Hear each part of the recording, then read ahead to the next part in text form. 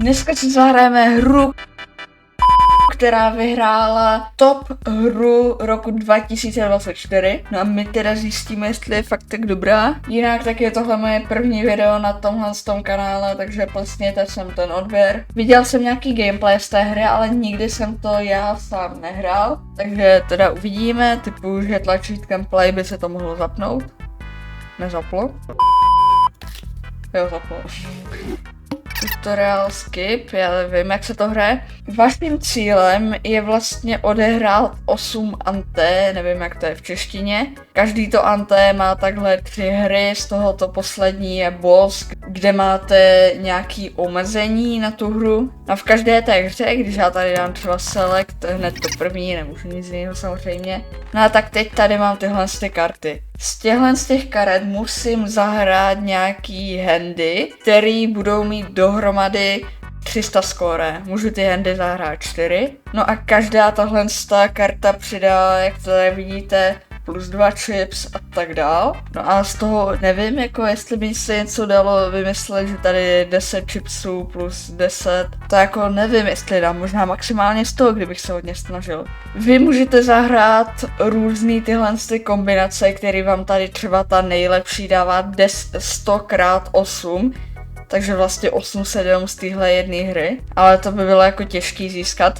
Nevím, jakou kombinaci bychom teďko mohli. No ale kdyby se nám to nelíbilo, jako třeba, no tak z těch karet, jako mám jich třeba takhle pár, jako oni se vám doplňujou. No a vy teda můžete i nějaký discardnout. To znamená, že já třeba discardnu tyhle všechny, což je docela dost. A doufám, že mi tam padnou 2 srdce. Ano, padly mi, nebo myslím. Ne, nepadly, aha, jenom jedno.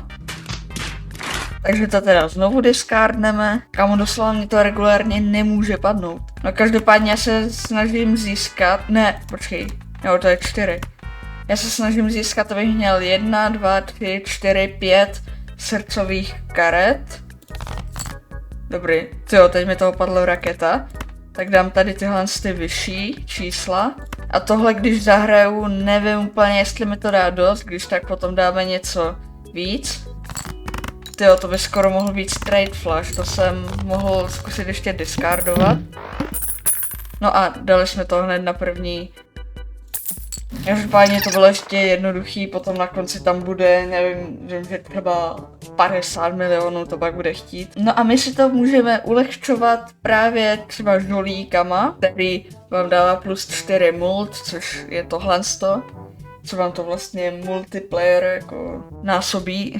Tyjo, já přemýšlím, tohle si možná koupím další kolo, to by se mělo resetovat, až když odehraju všechny ty 3 kola v tom jednom anté. Ale teď by bylo podle mě nejlepší si otevřít nějakého žolíka. Tohle je zrovna žolík, tenhle úplně nechápu, ale tohle je žolík, který vím, jak funguje.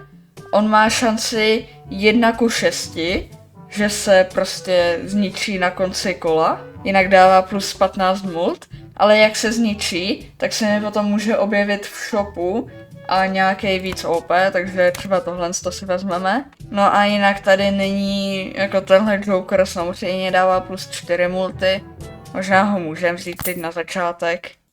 Takže teda teďkom ke každé handě budeme mít plus 19 multi, což je fakt hodně. No a selekneme si tuhle hru.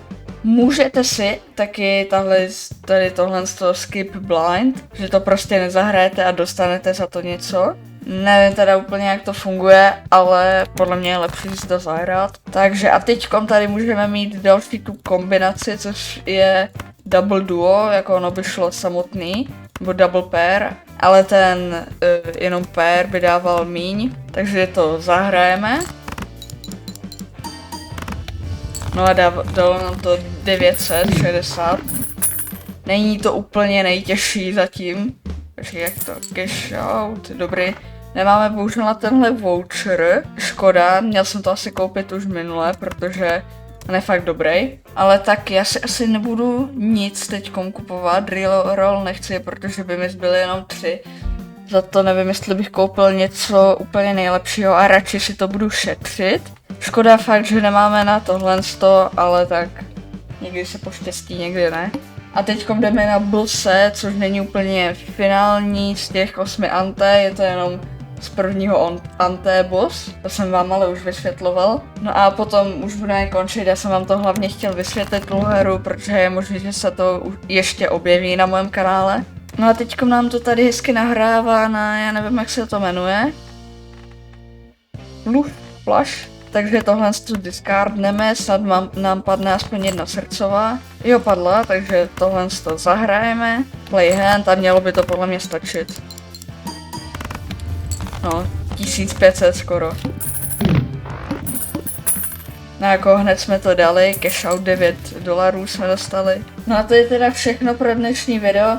Já tenhle run teda nebudu dohrávat na nějaký video, dohraju si to teď, aspoň ať si to zahraju trošku víc, protože hraju to poprvé. Chtěl jsem vám hlavně v tomhle videu vysvětlit, co je to, jak jsem vám už říkal, jak se to hraje, aspoň zhruba. Pak tady jsou různé taktiky, nevím, že třeba jedete hlavně na flash a potom máte za flash, nevím, třeba mult 200x50, nevím teda, jestli zrovna tohle, já jsem to ještě nikdy nehrál. Chtěl jsem vám jenom ukázat aspoň základy téhle hry, protože je možné, že to někdy ještě budu natáčet. Doufám, že jste si tohle video užili, pokud vám dejte like, nebo přenáčem, napište nějaký komentář, kdybyste tohle video nebo dělíte klipy z mojich videí, taky se běžte kouknout určitě na můj hlavní kanál, který bude v popisku, já se s vámi loučím a čus.